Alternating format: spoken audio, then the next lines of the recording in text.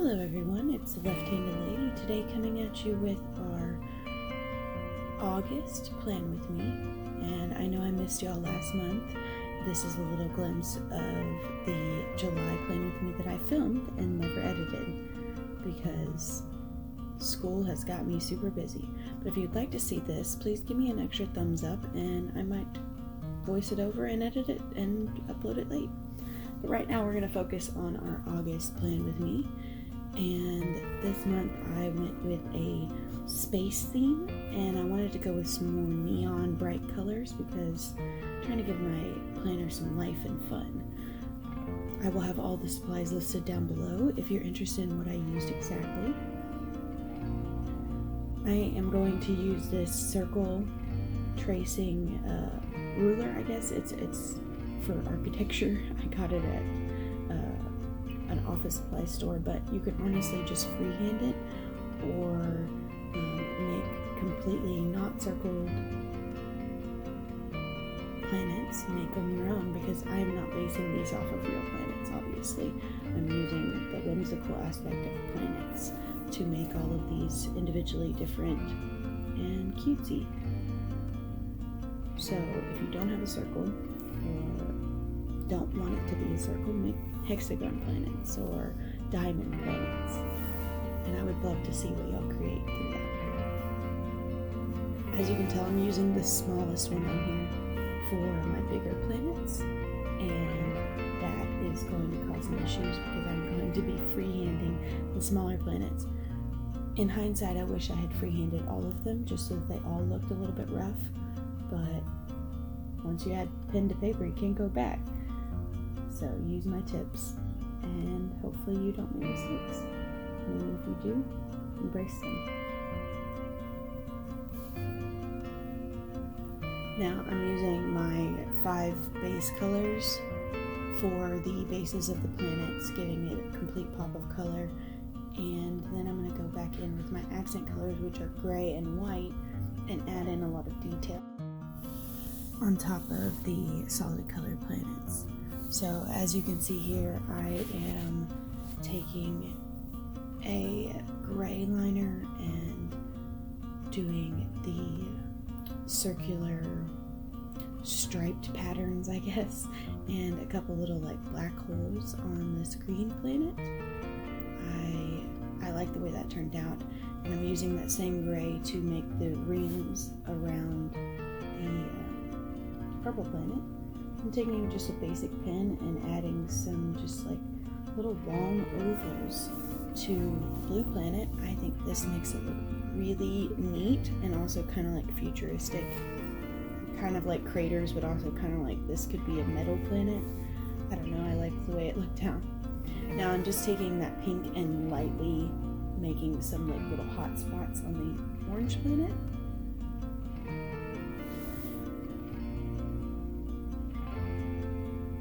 As well as using a very thin black pen to make that ring.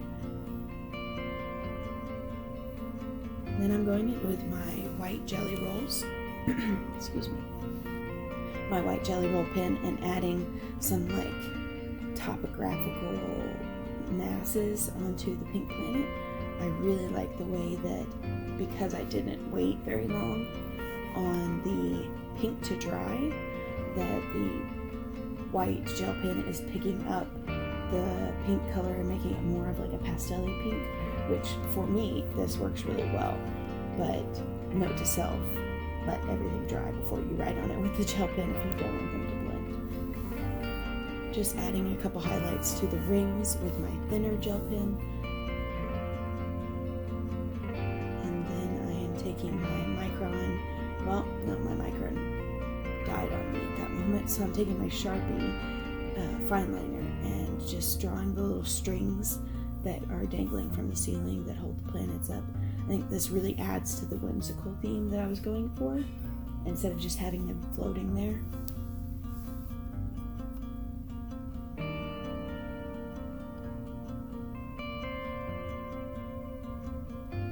Now I'm using each of the colors from the color scheme to do each letter of August in a cursive font, trying to blend those merging together. Honestly, not the biggest fan of the way that turned out. I would like to try different methods of blending those colors seamlessly. So if you have any tips, please comment down below.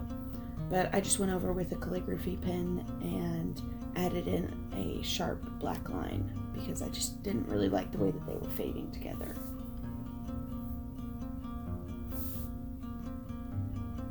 So now we are going to move on over to my quote page, and I'm going to be using my Winsor Newton watercolor paints. And I'm going to give a little disclaimer here. This is not watercolor paper, so it's going to buckle, and it's not going to look as good as if it was for me to create it on watercolor paper. But I love using watercolors, and I will use it anytime I can, whether it looks great or not. These are some of my favorite brushes to use, and I will list them down below. But I'm going ahead and pre-mixing up some light purple, some dark purple, and then some really dark blues.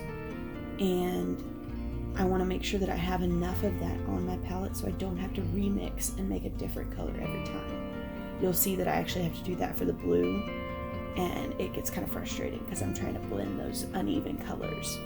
So just make sure you have the same amount of same amount of paint on your palette that you're going to need in the long run. Now I'm just making like a wave of, I guess, a galaxy theme. I was just kind of going with what was in my head. Didn't really have a picture to go off of. So I'm just kind of like making this like swirl of sky, I guess, that fades from light blue into darker blue, into an even more deeper blue, and into that deeper purple and lighter purple. I am being very jagged with my strokes so that it looks really blended out. I don't want any harsh lines. And like I said, this is not watercolor paper, so as soon as I lay it down, most of the color is being absorbed, and there's really not much manipulation, which is what my favorite part about painting with watercolors is you can manipulate it so much, but only on watercolor paper, because once it absorbs into those fibers, you can't get it back.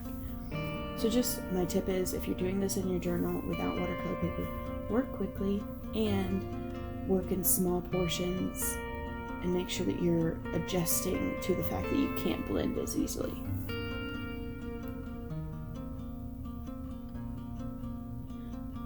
I wanted to fade out that light blue, so I'm just scribbling that light blue all around the outsides and just kind of making it patchy. I wanted to be able to see the white paper through it and it kind of fade into the white paper, which I really like the way that looked out. I'm going to darken up that center and add just a little bit of shadows to the deeper parts of this galaxy.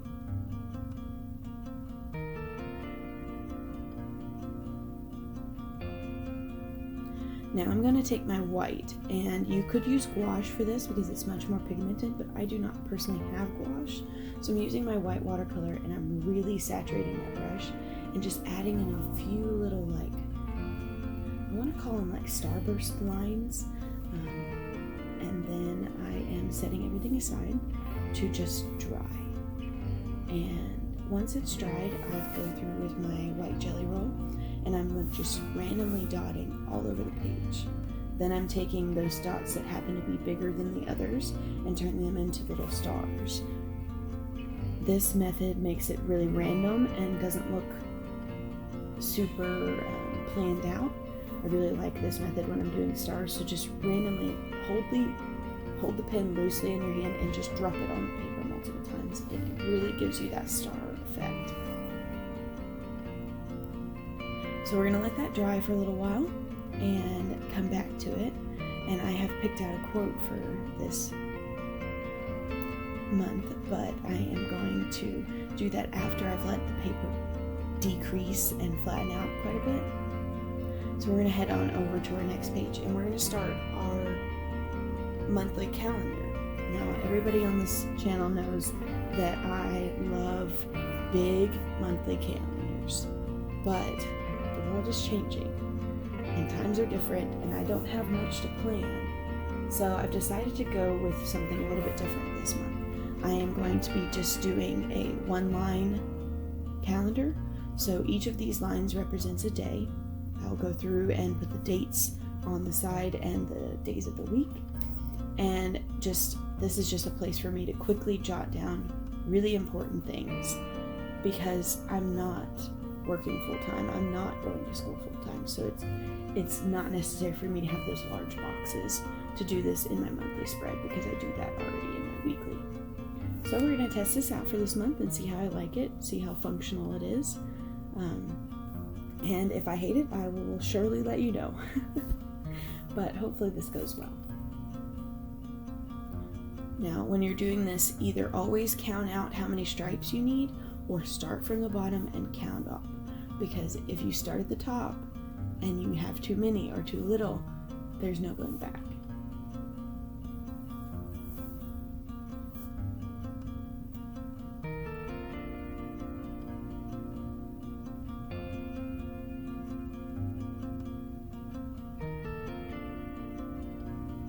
Now, I tried using my white jelly roll there, and I realized that was not going to work because the blue and the green were way too light.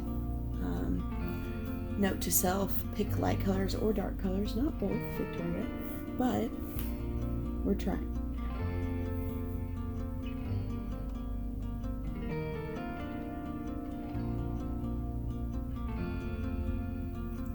So for the August on the calendar page, I'm going to use that same method, but I'm using block letters instead of cursive, so there is no blending. I'm just going through with each of the colors and erasing my pencil edge before I do it, especially for the lighter colors, because it's going to show up underneath, and once you lay that pigment on top, it will not erase, or it will not erase well, at least. Then I'm taking my calligraphy pen and just going over it again. I really like having that stark line inside of those bright colors, but you could leave that step out because it looked perfectly fine without.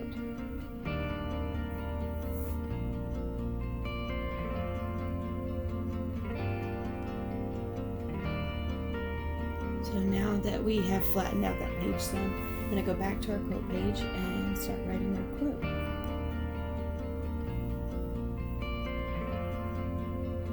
I am using my Sharpie ballpoint pen, which I love for using on top of paintings. It doesn't smear, it doesn't kick up. I love these pens. As always, they'll be listed down below for y'all to look at and check out. Tell me if you like them or not. But our quote for this month is, "Though my soul is set in darkness, it will rise in perfect light. I have loved the stars too fondly to fear the night." By Sarah Williams. We have a lot to fear right now with our world in this situation, and yet I still love the world I live in. So I can't fear the things that I can't change. And that's what I'm going to focus on this week, and I hope that maybe my spread or my quote will help you do the same. So now we're moving on to the left side of our calendar page, which is going to be our tracker page. And I'm going back to the setup that we had in our very first spread of this year, our January spread. And I had a very number heavy, graph heavy spread then. So I've got this 6-spaced spread for all of the dates so that I can track what I want.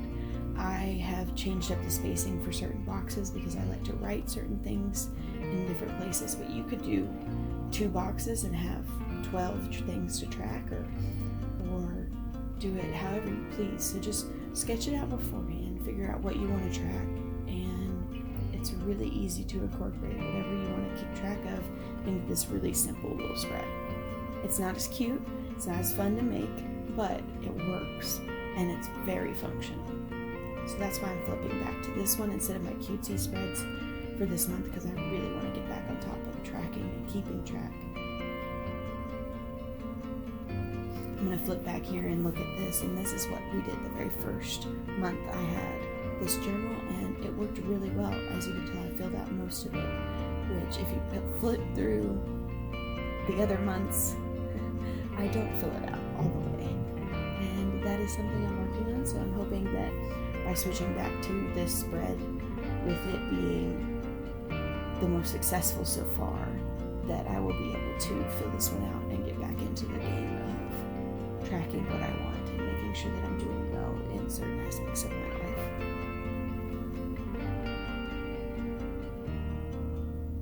Now you can see right here I'm trying to use this ruler as a straight line, and that did not work. My brush pen slipped right underneath it. So I'm going to use a painting trick, which is using washi tape to line one side so that you have a perfect line to trace. And washi tape is great because it peels up so easily, it doesn't rip the paper, and it's reusable. So I use the same piece of washi tape for every single one of these columns, and it is a lifesaver.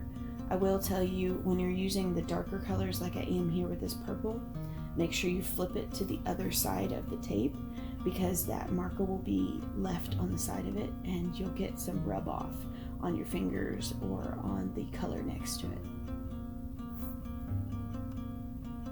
So I decided that gray was a little too dark for my tracker, so I went into my collection and got my lighter Tombow gray, and it's dead.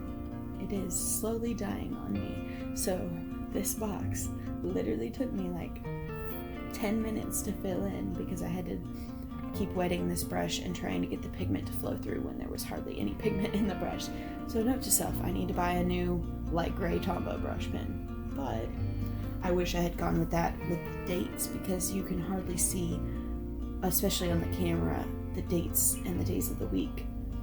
It's a little bit easier in person. I might go over it with a white gel pen, not quite sure yet, because the dates are already on the other side, so it's not that hard to just cross it over.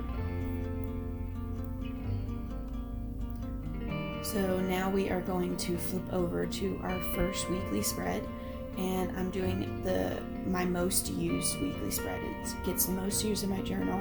It is so effective for me. These boxes are 7 spaces apiece, except for the Wednesday, the middle one on the crease is actually 6, because I found that crease without dots is actually a dot space, and it works the best. This gives you 1 space in between each day. It's really uniform.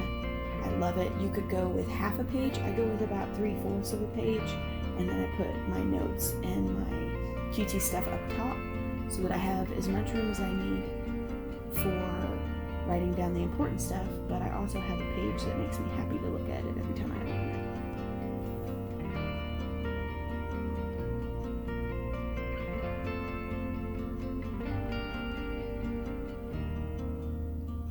So now that I've got those out, I'm bringing out my handy dandy circle thing again, and I'm going to just go through the colors and make little planets above each of the days. This is where I'm going to hold the days of the week and the dates.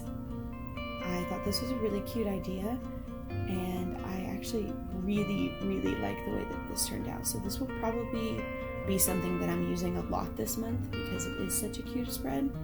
But if you have any other ideas of ways that I can incorporate my planet spread theme into different types of weekly spreads, I would love to hear them. Please comment down below. I am going to tell you that when you're using a ruler on these creases, do one side at a time, because you can never get it flat all the way around. You have to hold one side flat and then hold the other side flat. So I'm going to go back to my Sharpie ballpoint pen and write in the days of the week and the dates before I do any kind of decorating, because like I said, I'm going with this whimsical theme. So I don't mind if the decorating or the planet structure is like not around the date. I want it to look like I'm meant to block it off where you can always see the date. So I'm going through with my pen and making all of the 2 ones with rings, and then I am going through and doing those little ovals, alternating from big to small, half to whole. I did about 15 on each of these, and I think that this is my favorite design. I don't know why. I think it looks really cool. It's very visually interesting. Which one of these planets is your favorite? I'm just looking back at that cover page to make sure that I've got all of the different designs that I had on the cover page. Going through with my gel pen, and as you can tell, I let this one dry quite a bit more, so this is actually more white than it is a peachy color, which looks well on this one, but I actually am really glad, like I said before, that it blended with the pink, because it turned out really well on that bright pink.